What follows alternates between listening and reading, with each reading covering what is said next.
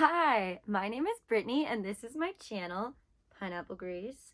Like and subscribe and all of that jazz. And today we're going to be talking about Sachi-iro no One Room, or One Room of Happiness. And oh, this manga is so good. It's ongoing. It's like 43 chapters right now. Oof, they're so good. I recommend you go and read it and then you come back here and you talk to me about it. So what it's about is it's basically about a girl who's being abused.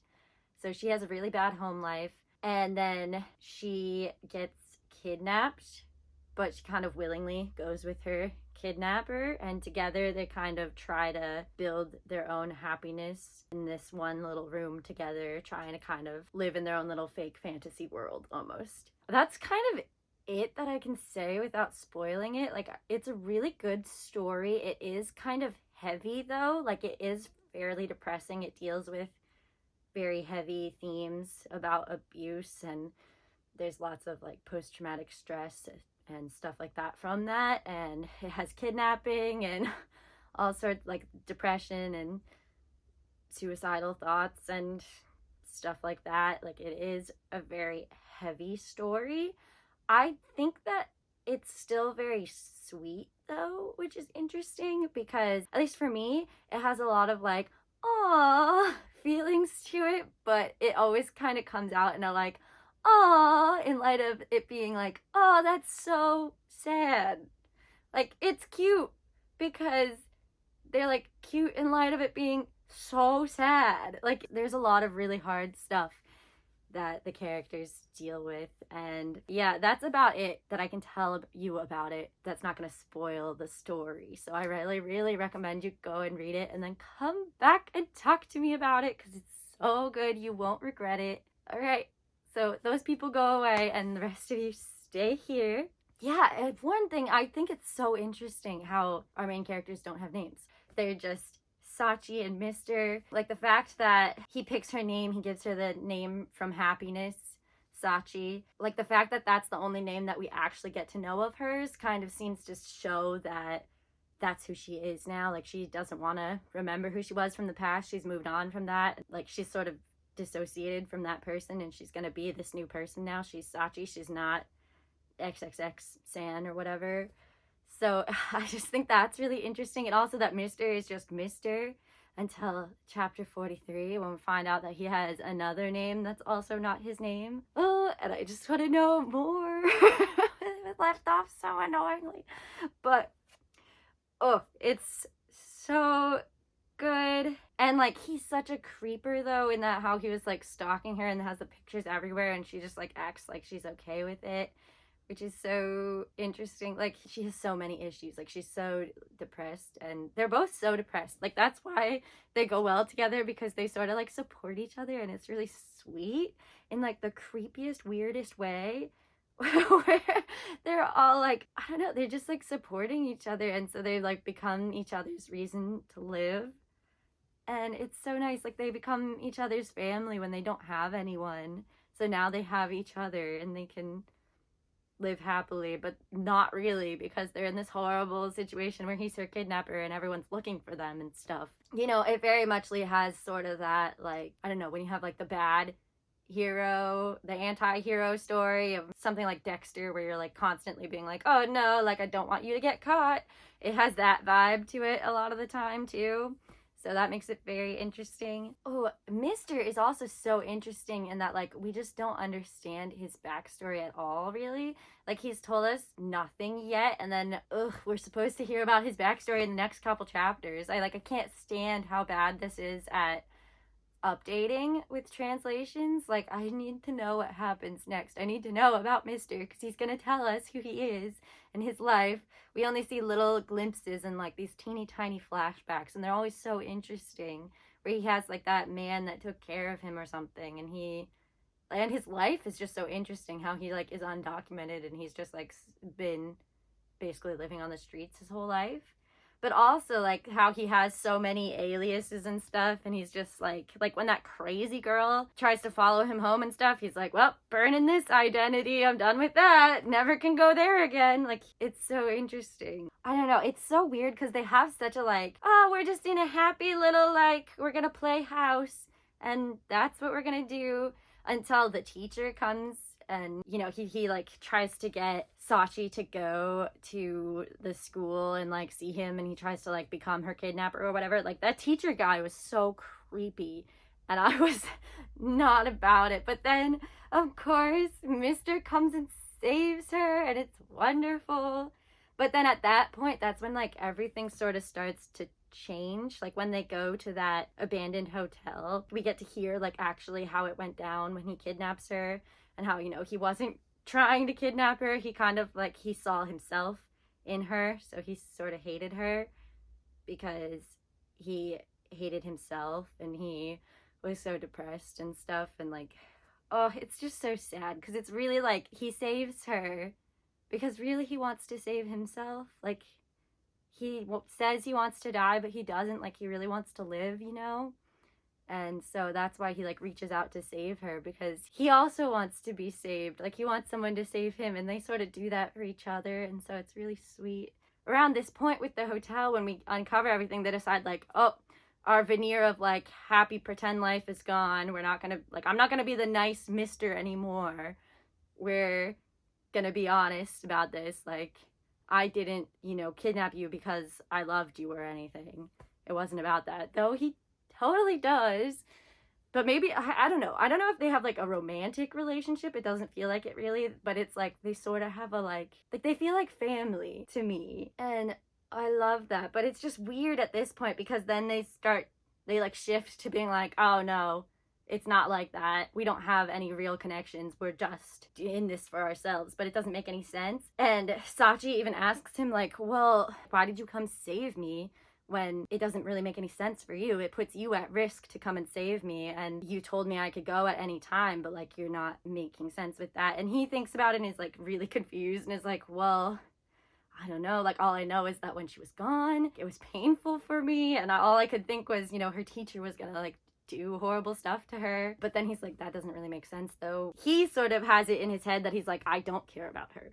But he does. He clearly does. Like, they care about each other, and they're both just like so stupid about being like, no, I don't care about them. This is when they come up with that weird deal that they have where he's gonna come up with this answer to her question about like, I think the question is, why did he come to save her? Or like, was there anything else to that? And so he's gonna look for the answer to that, and then when he finds it, she'll kill him. So like, they're gonna continue their happy life until he finds his answer, and then she's gonna kill him. And it's really weird because he still thinks he wants to die even though he doesn't. And like, his younger self even like talks to him sometimes, and it's like, do you even really want to die? Like, are you idiot? Like, his younger self is so mean to him. But it's also like so true. Like, you don't want to die. You just were sad and depressed. But like, I don't know, I think in general, like, most people don't really want to die. Like, you want to live. You just want a reason to live, you know? Oh, it's just like so sweet. But like, this moment is so annoying because then it switches and they're like, become so cold, but like not really, but like they think that they're cold. Like, this is sort of when they switch to that like, we only have aligned interests mindset, but it's not true. Oh, then we get the detectives right after that, and they have to go move to the seaside. And we have these detective people coming after them. And the detectives are really interesting in and of themselves. Like, we have the Matsubase-san. And it's interesting that he's like, looks like a middle schooler, but he's supposed to be like almost 30. And he has such a tragic backstory. Like, his mom, it's so sad and creepy. But like, that shows how he like relates to them. And also like the fact that he relates to Sachi's situation of like, yeah, I would like cling on to anyone that saved me from that horrible situation. You know, like, you feel stuck when you're in that place. Like, that's why she was going to go kill herself, because she felt no other way out of it. She just thought that like that was the way that she would be able to escape. But now she's found Mister, and Mister's like shown her kindness and stuff, and so she like clings to him as like, well, he's the one that's saving her. It's nice that Matsubase-san can like provide her with another option, like he says. Like it makes her think about like what she really wants, if she really wants to be with Mister, even though there's all these risks. So it's really nice that he's able to do that and add that and like make them think about their relationship more, so that they're not just stuck being like, oh no, we don't care, we have this stupid agreement and we don't care about each other and I'm gonna kill him and he's gonna find his answer. Like it's ugh. So that's nice that they can come and like bring that in. And I love Yashiro. He's so sweet. Like he's with his older brother personality that he has, where he's just like the caretaker. Like he's so good at relating to her in a way that's like he doesn't really understand her, but like he's so good at like taking care of her and being like, no, you don't understand, and like just teaching her like basic morals and being like, oh yeah, I'm prepared. I have younger siblings, so I have cold medicine. Like he's just really sweet. Oh, and he has that whole thing with Sachi, how he explains like trust isn't something that you have to prove. Trust is something that like you in your heart decide to give to someone. It's not something that you have to have someone else prove to you to make you trust them. That's not how it works. It's not fair. And Sachi doing that is such a like, I don't know, neglected child, like abandonment issue type of thing. Like it feels very real to how people would react in those ways, where you try to like test like, are you gonna leave me? Are you gonna trust me? Can I actually rely on you? And so I think it's like very well done. Oh, and Sachi is so crazy. Like she's got so many problems with her like post-traumatic stress, basically, where she sees her mother everywhere and is like terrified when they move. She starts really like freaking out, and it's so sad. And it really makes sense because like she did have horrible stuff happen to her, and she's terrified that she's gonna have to go back to that. Like if she gets found, she doesn't ever want to go back there. Like she doesn't want to be reunited with her mother that abuses her. No. Oh, and it's just such a shame. And poor Mister, he like comes home and is like, what happened? Like explain to me what's going on. And she's just like, no, it's fine. Like I'm fine. Everything's fine. Even though it's definitely not. And he's just like, okay. Like he's so good about it in that he's just like, okay, like he's just kind of there for her, but he's like, I don't know what's going on, and like you're not telling me, I'm not gonna pry into it, but he knows like something is wrong with her, and he's like worried about her. Oh, and it's so sweet when Mister is sick and she like, you know, they had this whole thing of she's like, he like let me down or whatever, and is sad and like upset with him or whatever, but then he collapses and is sick, and then like you really see how much they care about their relationship, how much she actually like really cares about him, because she like freaks out and is like, he's gonna die, like I need to take care of him, this is all my fault, I splashed water on him, and gets so worried. And then also when the detectives come into their apartment and are like, you have futons? Like, you're just sleeping on cardboard boxes? And she's like, Mister seemed fine with, like, I don't know, is this weird? Like, and they're so like, oh gosh, like, I guess we're gonna take care of you. Like, it's just funny how the detectives are so, like, taking care of them and, like, helping them. And which is, like, nice, because that I don't think would be very likely to happen, and it's only because Matsubase has a very similar past, and so he's able to handle it with much more delicacy. And since he's not actually like the cops, he can sort of do this more. Like if he was a police officer, like I think that would be kind of illegal. Like I think he would have to for sure turn them over. Oh, and it's so weird how Mister, we don't ever see his face. Like, he's always wearing his weird mask, and the detectives, like, calls him, like, Mask and stuff, because he doesn't know who he is, and he always is wearing his weird mask. I don't know, like, he was ready for COVID before it happened. Like, oh, and there's, like, all this stuff about, like, she's so scared of being found, like, when they find the fingerprints and everything in their old apartment, like she freaks out and is like, oh no, like I need to get rid of all of my fingerprints. She has sort of a mental breakdown, and Yashiro's like, oh, let's go for a walk.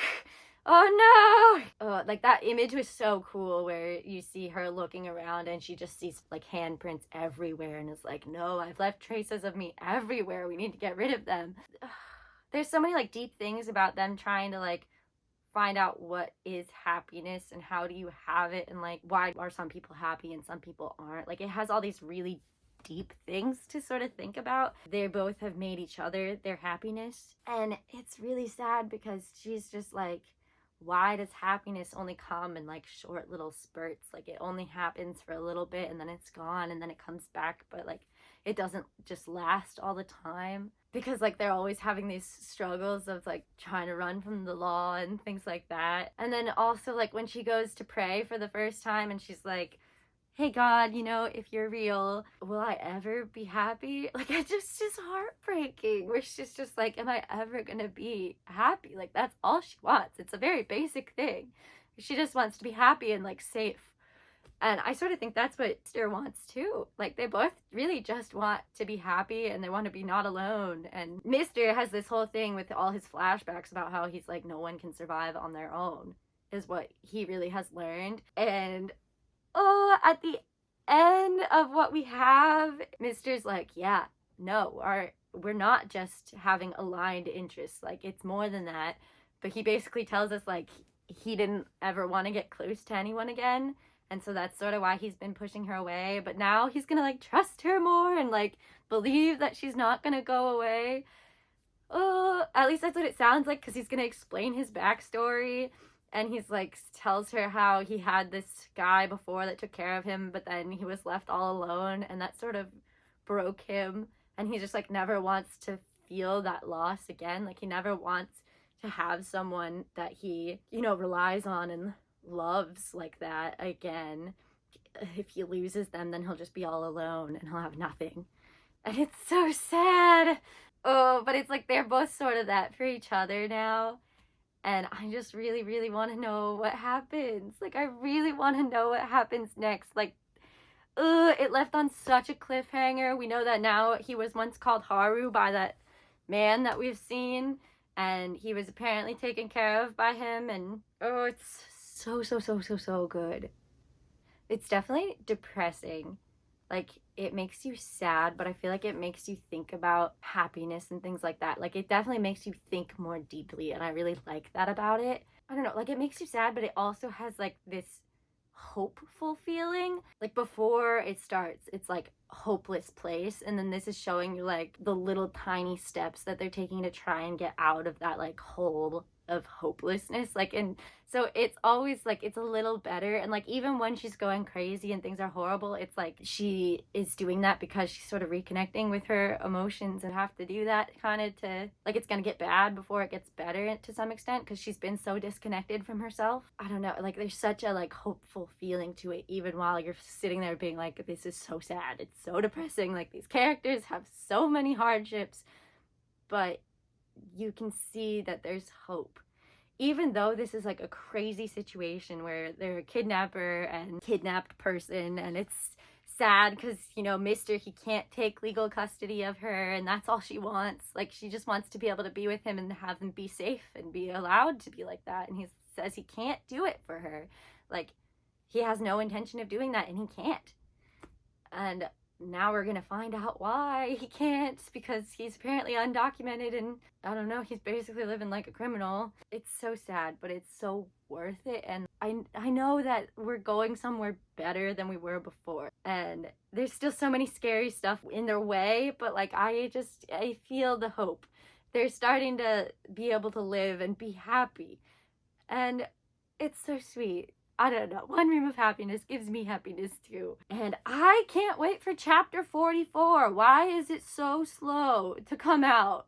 I need it in my life like yesterday. But I'm going to be so excited for when it comes out and when I get to know more about Mister and what's going on, because the wait is killing me. Well, I hope you enjoyed this talk. Thanks so much for staying around with me. If you want to hear about the story as we get more updates, which who knows when the heck that will happen, because apparently they don't update ever, but maybe I'll make another video updating you when they update me. So I hope you enjoyed this video. Thanks so much. Like and subscribe, it means a lot to me. All right, goodbye, have a nice day.